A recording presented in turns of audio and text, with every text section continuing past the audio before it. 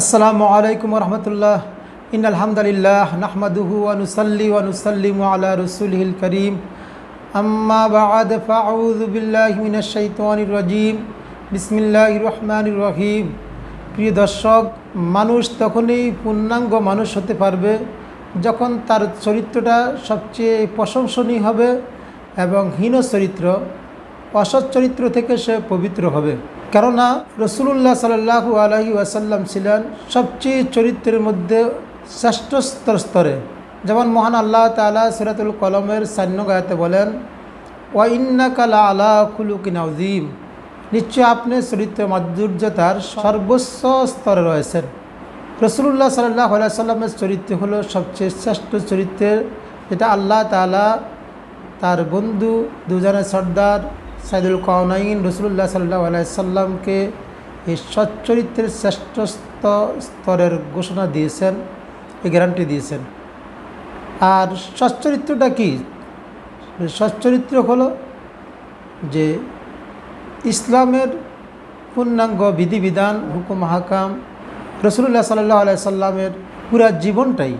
আর রাসূলুল্লাহ সাল্লাল্লাহু আলাইহি সাল্লামের জীবন, যেটা আম্মা জান আয়েশা সিদ্দিকা রাদিয়াল্লাহু তাআলা আনহাকে জিজ্ঞাসা করা হলে তিনি বলেছেন সেটা হলো আল কোরআন।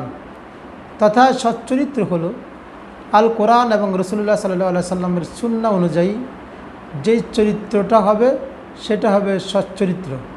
আর যে ব্যক্তি এই সচ্চরিত্রবান হবে তার জীবনটা হবে শান্তি এবং স্বাচ্ছন্দ্যময়।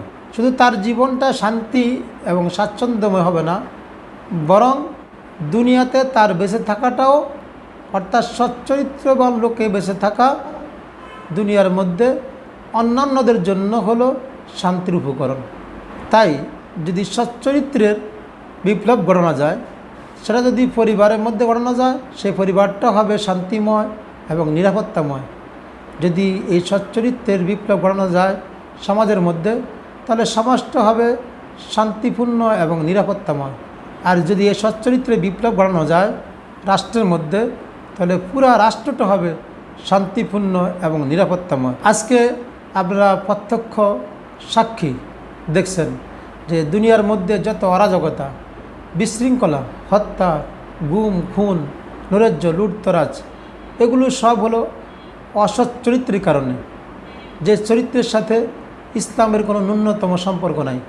তাই যদি এই সমাজের মধ্যে, রাষ্ট্রের মধ্যে এই সচ্চরিত্র তথা রাসূলুল্লাহ সাল্লাল্লাহু আলাইহি সাল্লামের চরিত্রবান হতো মানুষ, তাহলে পুরা দেশের মধ্যে আজকে একে অপরের থেকে নিরাপদ থাকতো।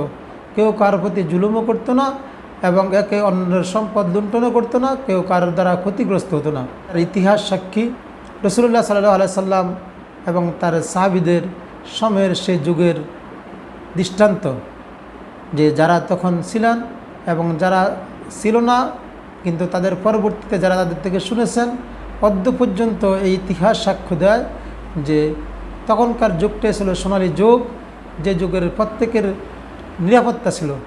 আর সমাজের মধ্যে এই চরিত্র অবক্ষয়ের কারণে সমাজের মধ্যে মানুষ নিরাপত্তাহীনতা ভুগতেছে। অনেকেই শান্তির জন্য অনেক দৌড়ঝাঁপ, মানবতার জন্য দৌড়ঝাঁপ, বহুত বুলি আওড়াচ্ছে এবং বহুত পরিকল্পনা, বহু চিন্তা গবেষণা করতেছে, কিন্তু তাদের সমস্ত চিন্তা গবেষণায় স্তব্ধ হয়ে যাচ্ছে, সীমিত হয়ে যাচ্ছে। কেন? তাদের এই চিন্তা গবেষণা করি সমাজ এবং রাষ্ট্রের মধ্যে পরিপূর্ণ শান্তি প্রতিষ্ঠা করতে তারা ব্যর্থ। সুতরাং যদি মানুষ শান্তি চায়, নিরাপত্তা চায় সমাজের মধ্যে, রাষ্ট্রের মধ্যে, পরিবারের মধ্যে, সর্ব জায়গায়, অফিস আদালতে, তাহলে সর্ব জায়গায় রাসূলুল্লাহ সাল্লাল্লাহু আলাইহি সাল্লামের চরিত্র চর্চা করতে হবে এবং সেই চরিত্রবান হয়ে প্রত্যেকের সচ্চরিত্রের অধিকারী হতে হবে।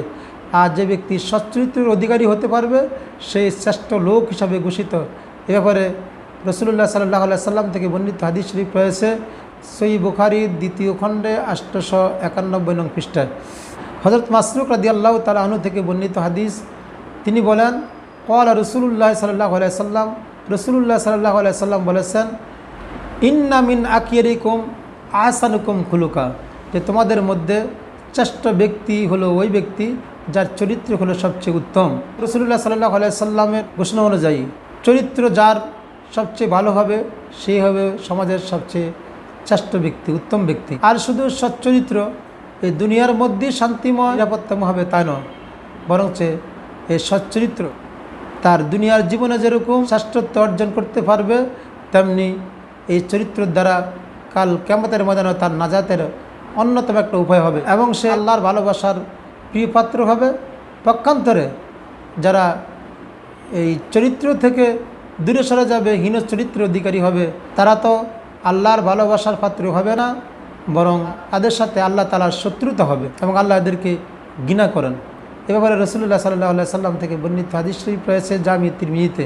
আন আবি দারদা রাদিয়াল্লাহু তাআলা আনহু, হযরত আবি দারদা রাদিয়াল্লাহু তাআলা আনহু থেকে বর্ণিত, আন্নান নবী সাল্লাল্লাহু আলাইহি সাল্লাম قال, নিশ্চয়ই নবী সাল্লাল্লাহু আলাইহি সাল্লাম বলেছেন, মা শাইউন আসকালু ফি মিজানিল মুমিন, মুমিনের মিজানের পাল্লায় যে জিনিসটা সবচেয়ে বেশি ভারী হবে, ইয়ামাল কিয়ামা, কিয়ামতের ময়দানে, মিন খুলুকিন হাসানিন, সেটা হলো উত্তম চরিত্র।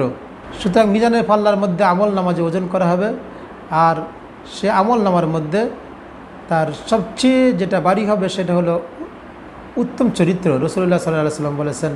এই হাদিসে রাসূলুল্লাহ সাল্লাল্লাহু আলাইহি সাল্লাম আরও বলেন, ফাইনাল্লাহ তাআলা ইবগিদুল ফাহিশাল বাজিয়া, নিশ্চয় আল্লাহ তাআলা অশ্লীল লোক এবং নির্লজ্জ লোকদেরকে, অনর্থক প্রলাপকারীদেরকে আল্লাহ তাআলা ঘৃণা করেন এবং তাদের সাথে শত্রুতা রাখেন। জামি তিরমিজি হামিদিয়া 2 খণ্ড 20 নং পৃষ্ঠা। দর্শক, আমাদের প্রত্যেকের উচিত যে আমরা যেন সচ্চরিত্রবান হই, সচ্চরিত্রের অধিকারী অর্জন করে দুনিয়া এবং আখিরাতে শ্রেষ্ঠত্ব মর্যাদার অধিকারী হতে পারি এবং এই সমাজ এবং রাষ্ট্র এবং পরিবার, অফিস আদালত সর্ব জায়গায় যেন এই সচ্চরিত্রের বিপ্লব ঘটে এবং সচ্চরিত্রের বিপ্লবের মাধ্যমে এই রাষ্ট্র, সমাজ এবং পরিবারের মধ্যে শান্তি প্রতিষ্ঠিত হয় এবং সমাজ, রাষ্ট্র এবং পরিবার নিরাপত্তাময় হয়, সমস্ত সেক্টর যেন নিরাপত্তাময় হয়, সমস্ত মানুষগুলো যেন নিরাপত্তা থাকতে পারে। আল্লাহ তাআলা কবুল করুক, আমিন।